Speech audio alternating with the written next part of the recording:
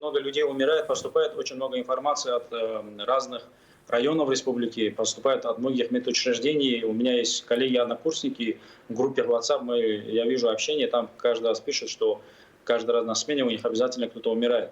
То есть явно, давайте так, не будем называть цифры, потому что сейчас за это в России можно получить штраф и даже срок. Да, конечно, о цифрах я не... Но ощущение, что это точно больше тех 15 человек официальной статистики, которые сейчас есть в республике. Людей, которые умирают, значит, исходя из той информации, которая существует в средствах массовой информации и в соцсетях, их намного больше. Но вопрос в том, они умерли именно от коронавирусной инфекции или нет, вот этот вопрос как бы остается открытым. Правильно ли я понимаю, что ситуация с инфицированием в Дагестане тоже довольно тревожная? Потому что некоторые врачи в частных разговорах говорят, что болеют целыми селами. Так ли это?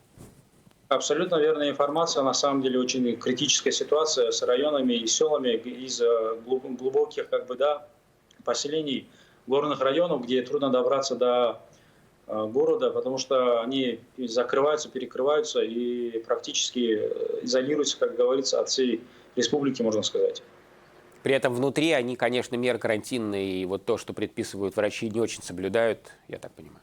Да, они соблюдают, но, к сожалению, происходит там ситуация такая, что люди умирают, и они ходят на соболезнования, которые среди мусульман они как бы очень так массово проходят, и особенно с процедурой рукопожатий, и это соответственно провоцирует дальнейшее распространение инфекции.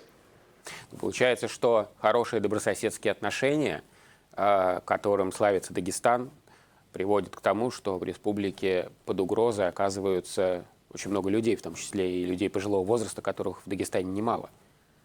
Да, об этом неоднократно предупреждалось и властями, и, значит, Министерством здравоохранения, но этих мер оказалось просто предупреждение оказалось недостаточным. Наверное, надо было принимать более серьезные какие-то радикальные меры.